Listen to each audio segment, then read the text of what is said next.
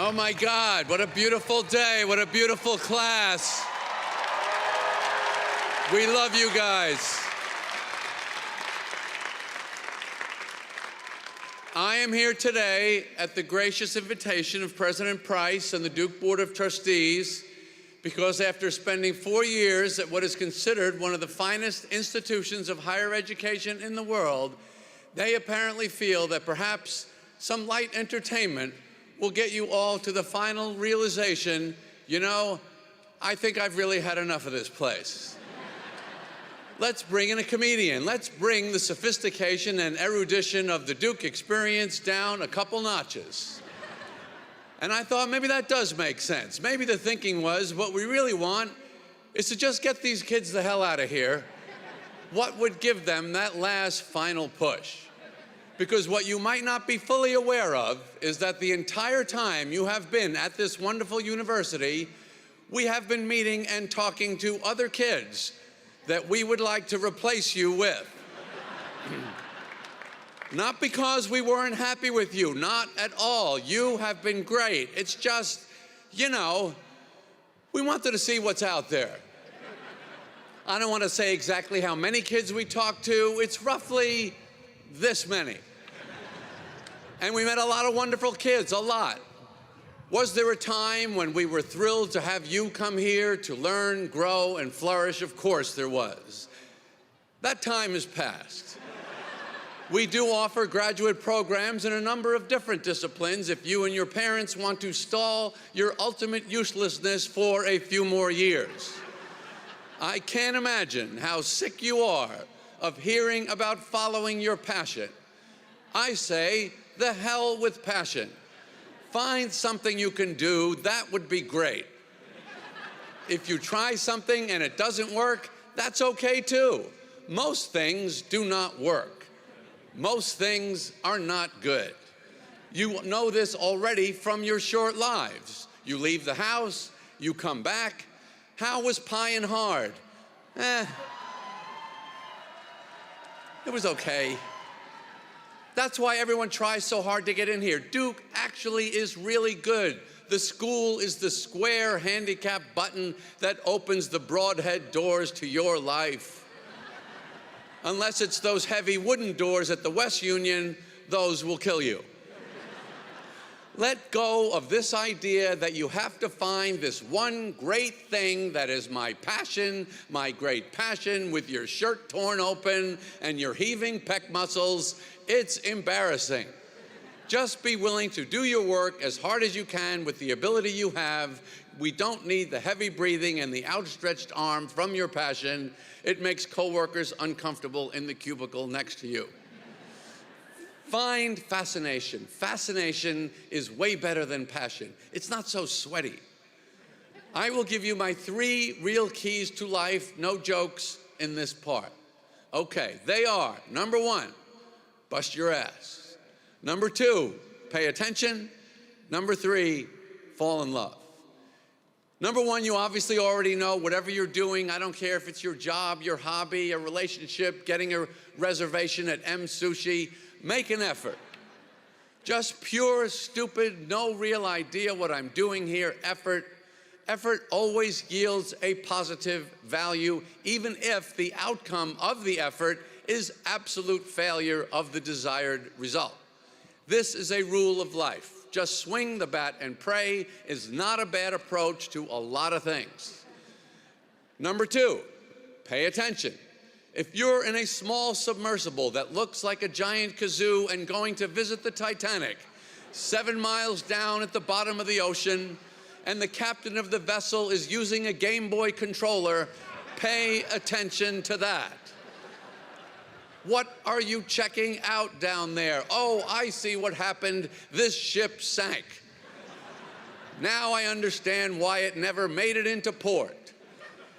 If the fish where you are have eyes like Shelley Duvall and a bendy straw with a work light hanging off their head, you do not belong there. If the fish are going, I can't see a goddamn thing, you won't either. Number 3, fall in love. It's easy to fall in love with people. I suggest falling in love with anything and everything every chance you get. Fall in love with your coffee, your sneakers, your blue zone parking space. I've had a lot of fun in life falling in love with stupid, meaningless physical objects. The object I love the most is the clear barrel Bic pen, $1.29 for a box of 10. I can fall in love with a car turn signal switch that has a nice feel to it, a pizza crust that collapses with just the right amount of pressure. I have truly spent my life focusing on the smallest things imaginable, completely oblivious to all the big issues of living.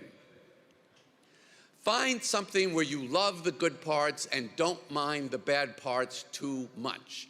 The torture you're comfortable with. This is the golden path to victory in life. Work, exercise, relationships, they all have a solid component of pure torture, and they are all 1,000% worth it. Privilege is a word that has taken quite a beating lately. Privilege today seems to be the worst thing you can have. I would like to take a moment to defend it. Again, a lot of you are thinking, I can't believe they invited this guy. Too late. I say, use your privilege. I grew up a Jewish boy from New York. That is a privilege if you want to be a comedian. Thanks. If I messed up a funny story around my relatives, they would go, that's not how you tell that joke. The prostitute has to be behind the drapes when the wife comes in. You went to Duke. That is an unbelievable privilege. I now have an honorary doctorate of humane letters degree from Duke University. And if I can figure out a way to use that, I will. I haven't figured anything out yet. I think it's pretty much as useful in real life as this outfit I'm wearing. But so what? I'll take it. My point is we're embarrassed about things we should be proud of and proud of things we should be embarrassed about. When I was writing my TV series, thanks. What a crowd. So on my staff in the 90s, we had a lot of Harvard guys. They were fantastic, but I could never understand why these guys were so embarrassed about being from Harvard. They would never talk about it. They would never mention it. I'm not talking about Harvard now. I'm talking about the way it used to be. You're never going to believe this. Harvard used to be a great place to go to school. Now it's Duke.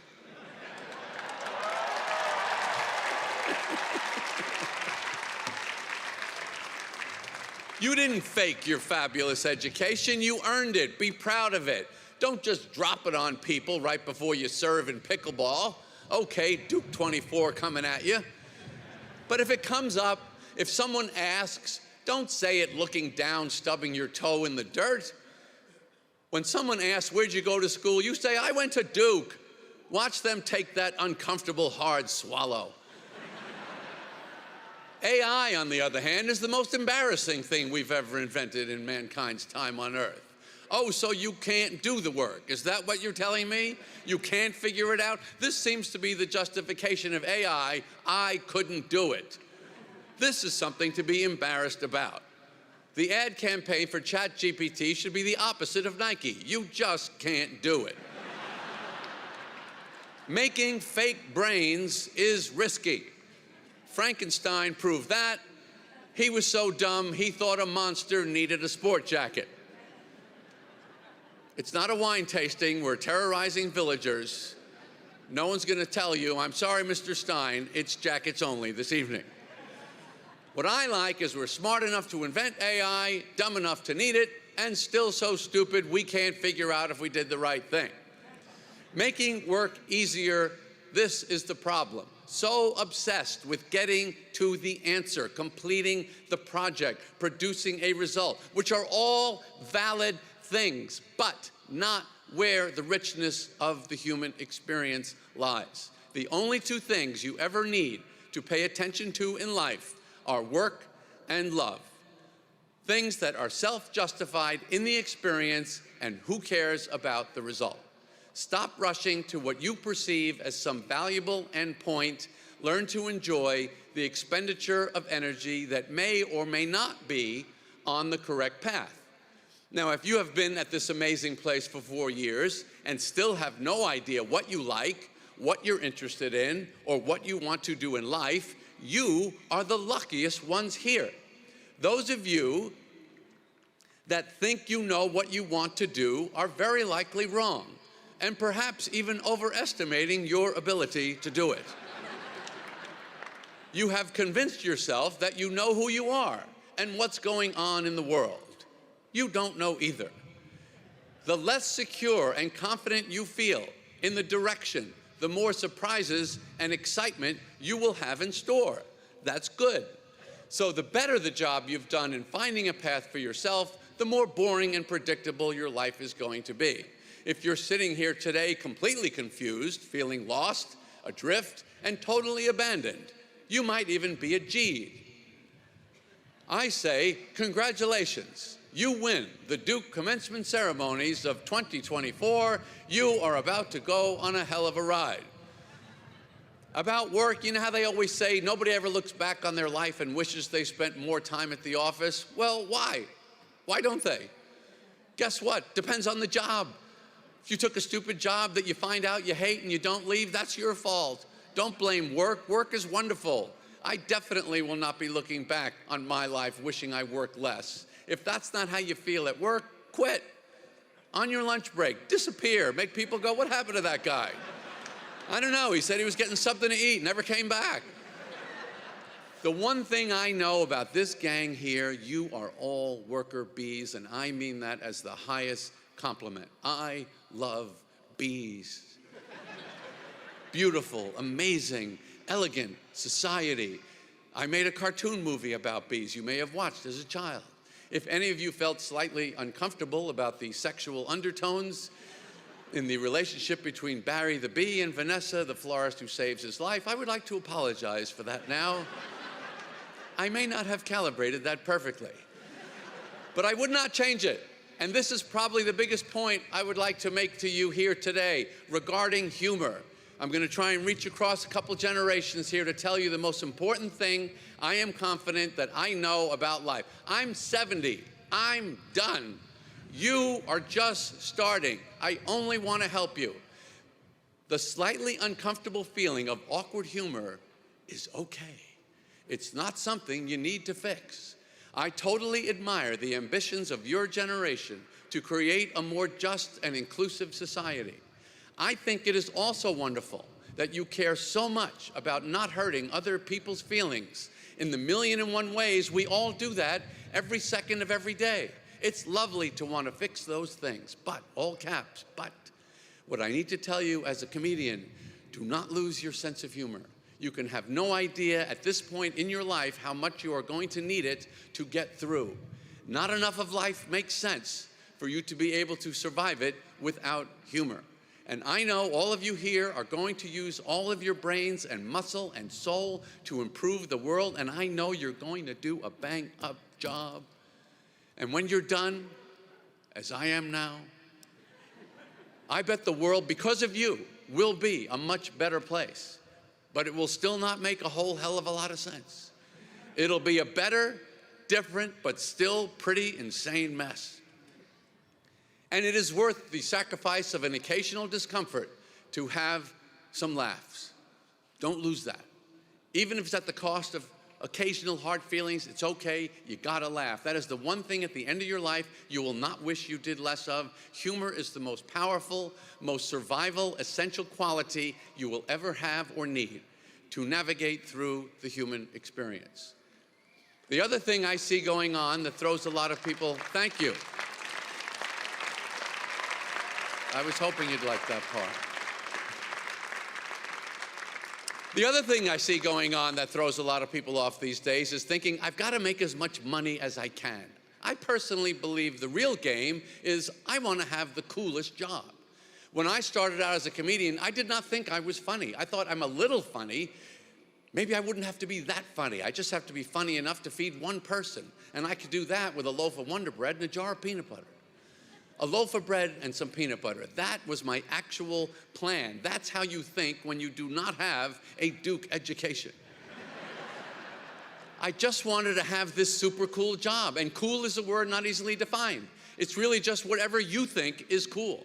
So just go for what you think is the coolest. Money will be made eventually, somehow. Try not to think about it so much. I see this messing people up a lot. Put it to the side a little.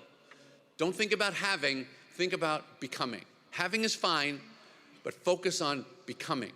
That is where it's at. And I know you're not really even listening to this speech, and that's okay.